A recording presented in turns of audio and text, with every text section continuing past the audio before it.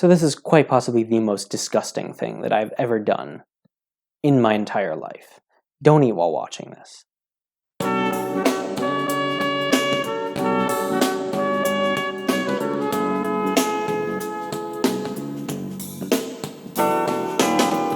Alright, what's up gamers? It's me, Vsauce Michael, and today I'm going to show you some shit. So with the whole world in quarantine due to a certain virus that shall remain unnamed, and if it's not in quarantine, then it fucking should be. Everyone's starting to talk about, self-sufficiency, like growing your own vegetables, keeping chickens and shit, that sort of thing. But the thing that people can't quite seem to figure out is seasoning. And I'm not talking about like basil or thyme or oregano or that shit. That's all plants, alright? You can grow that. No, I'm talking about the fundamental ingredient. The single thing that's in every single recipe you'll ever come across. The one spice that even white people can tolerate. That's right. I'm talking about salt. The thing about salt is it's a mineral, alright? It doesn't grow naturally. You can't make it. Or can you?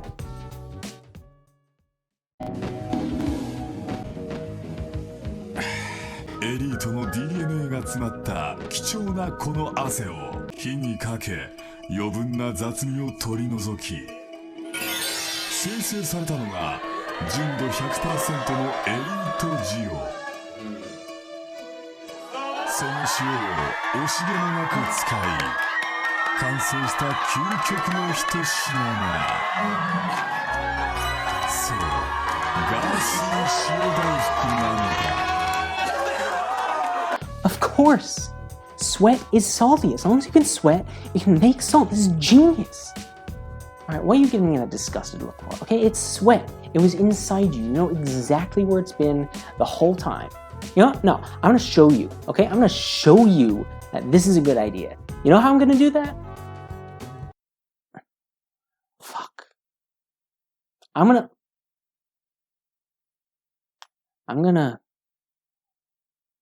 Oh, fuck it, man. Let's just do it. Jesus. So I did some quick research and found out that sweat, on average, has about 1,000 milligrams of sodium in it per liter. Keep in mind that's sodium, not salt, which is sodium chloride.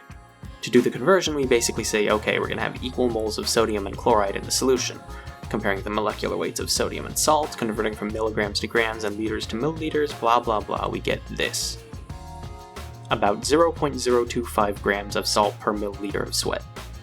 And for all you Americans out there, that basically translates to fucking small. So we're gonna need a lot of sweat. A quick Google search tells me that a packet of salt, like one of those you get with your utensils when you get takeout from the Mediterranean place down the street run by a guy named Sammy who absolutely does not give a fuck, contains about 0.75 grams of salt. Nice easy conversion there, so to get a single packet of salt's worth of salt from your sweat, you need about 300 milliliters. Actually, it's a little less than that, but the more you sweat, the less salt is actually in the sweat, because you sweat it all out before, so let's go with 300. Pull that out, boil off the water, bada bing, bada boom, you fucking done. But there's a slight problem. See, sweat doesn't just have salt in it.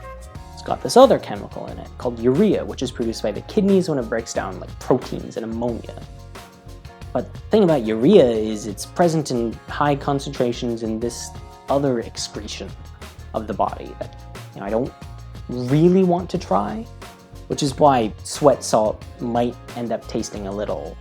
So we gotta find a way of purifying the salt, extracting out the urea, so that we don't end up with something that just tastes like concentrated piss.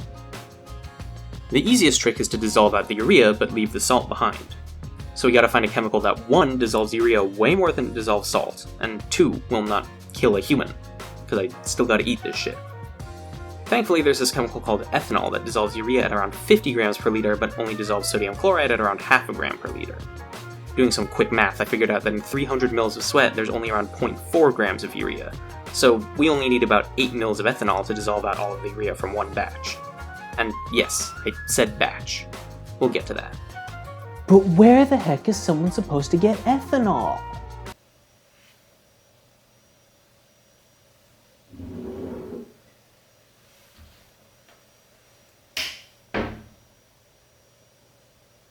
Now there's the slight issue of the ethanol that we're using still being mixed with water. See, the vodka only has around 40% ethanol, which means that all of that extra water in there could just end up dissolving all of the salt out of the sweat as well. Which means we need to figure out a way of separating the ethanol from the water. Thankfully, we figured out a procedure for that. We're going to be doing something called salting out. And no, don't worry, we don't need the chalkboard for this. Oh, thank God. Yeah, you're not getting off that easy, buddy. Basically, you take advantage of the solubility of certain salts in water and the insolubility of those same salts in ethanol. Unfortunately, we can't use table salt for this because, like I said before, it is soluble in ethanol, just not as much as water. Instead, we'll be using potassium carbonate, which dissolves just fine in water, but is insoluble as all fucking ethanol.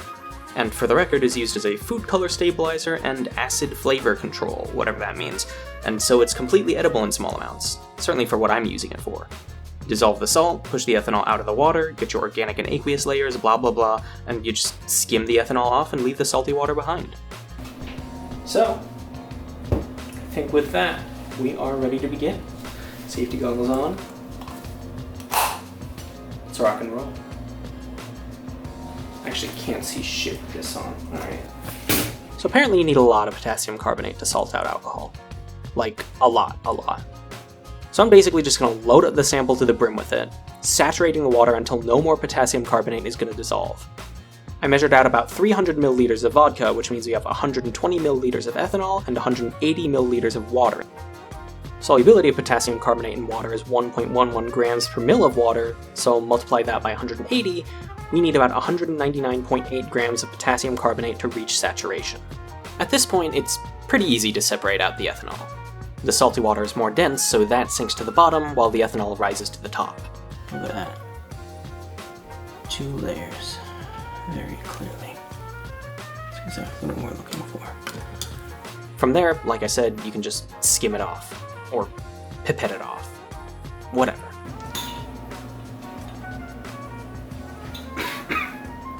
Yeah. That's alcohol. Alright, so we got the alcohol. Now we just need the sweat. And what better way to get that except, well, sweating. Now, I could go outside in the hot California summer, but that risks either getting burned to death, catching the Rona, or both. So I don't really want to do that. Thankfully, I found this helpful article online telling you how to turn your bathroom into a sauna.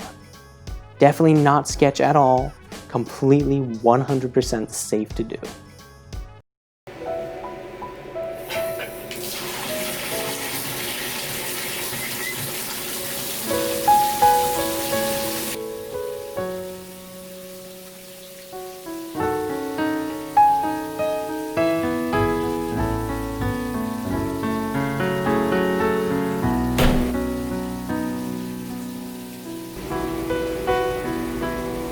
What, you think you're gonna fucking watch? Get out of here. Shoo. Go away.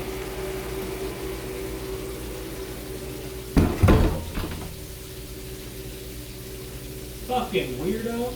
So I spent approximately 2 hours and 45 minutes just sitting in a bathroom and sweating my ass off.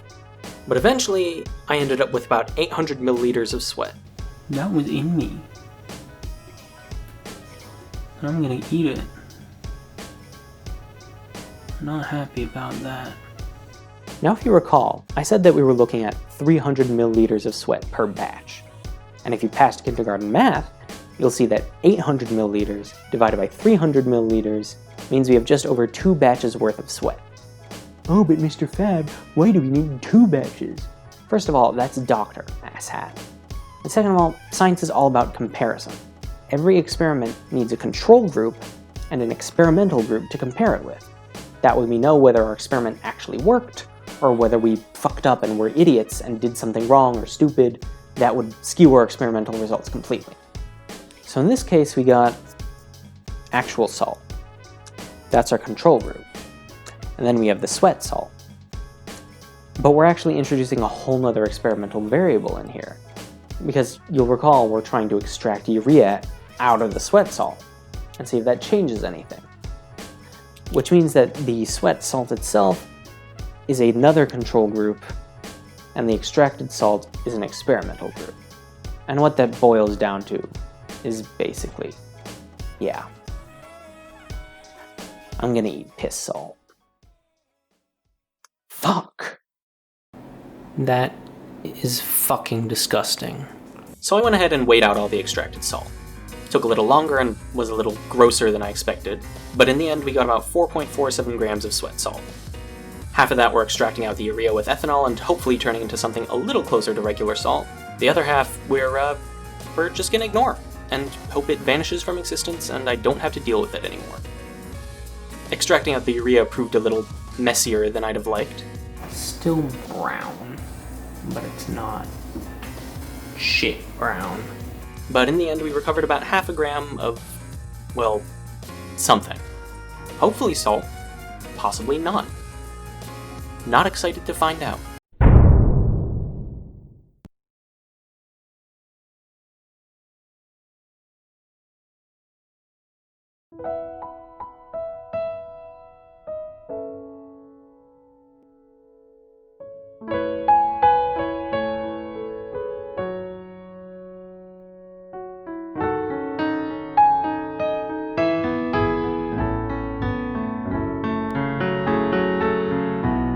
Oh, beautiful.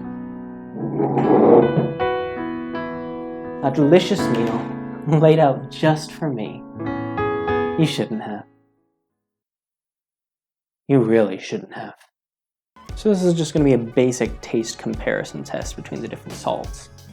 And I think we'll find that the extracted salt will be vastly superior to... Okay, I can't say that with a straight face. Salt. Some salt on the spoon there. Tastes salty. That is probably going to be the best thing I'm going to eat today. Oh, that looks disgusting. That's foul.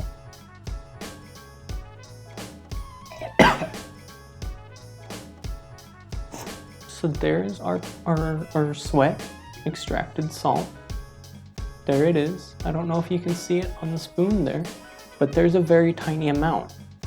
And I'm gonna eat it, because what else do I have to live for, right? I will not let you defeat me.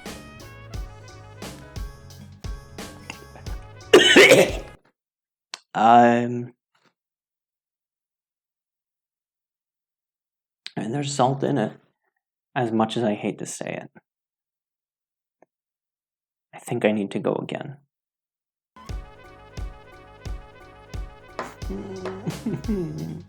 There's a significantly larger piece on there.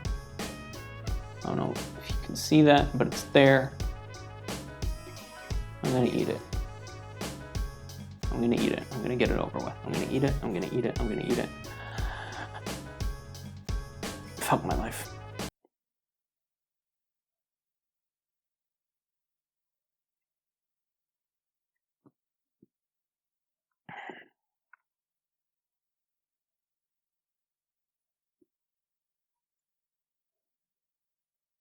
Okay. Now that I know what to expect, it wasn't as bad. Definitely very salty. There's a lot of salt in there.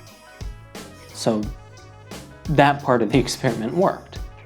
There's other stuff in there, and it's very bitter. Now, we want to test the extracted salt. If my theory is correct, this should taste less bitter, or at least different. The ethanol should have extracted out that urea, that bitter taste, and should leave something a little more palatable. Doesn't look any more palatable, still looks like flaky earwax, but I am hopeful. Got some on the spoon there. Bon appetit.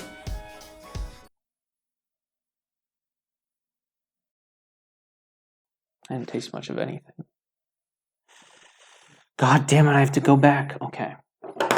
Fuck off. Now what's possible is that. Remember when I said that the ethanol can dissolve not only urea but also salt? It's possible that we put too much ethanol in this batch and that dissolved both the urea and the salt out. which means that whatever's left in here is, oh god, I don't want to think about that, but could mean that this sample would be significantly less salty than the piss salt. So, I keep calling it piss salt. It's not piss, it's sweat. There's no piss was involved in the making. Okay.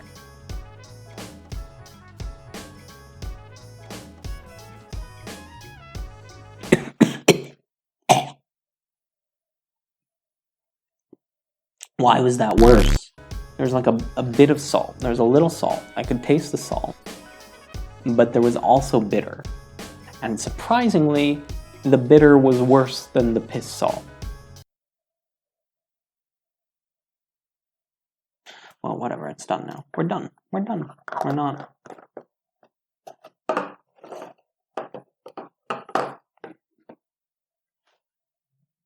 Okay. We're done. That's enough.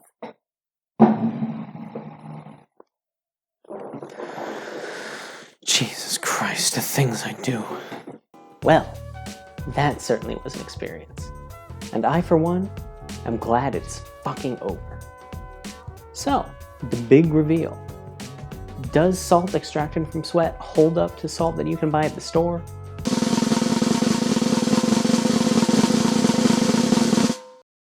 No. No, it fucking doesn't. Buy salt from fucking Etsy before you even think about doing this at home, okay? No, bad idea. Bad. And okay, part of it may be because I neglected semi-purposefully to mention all of the other stuff that's in sweat, aside from salt and urea. You've got other salts like potassium chloride, you've got ammonia, you've got flakes of skin that come off during the process, all of that stuff that's also in sweat, but that I neglected to mention as part of this experiment and so didn't account for. Well, that was the video. Thanks for watching. I'm gonna go throw up now. And then maybe take a bath with a toaster. See you fucks later. Hey everyone, just wanted to say thanks for watching and for sticking through with me on this horrifying adventure. Be sure to leave a like and subscribe if you want. I've got big, less patently awful things planned, and your support would mean everything. Stay tuned. Alright, that's it. That's enough of that. It's so dumb.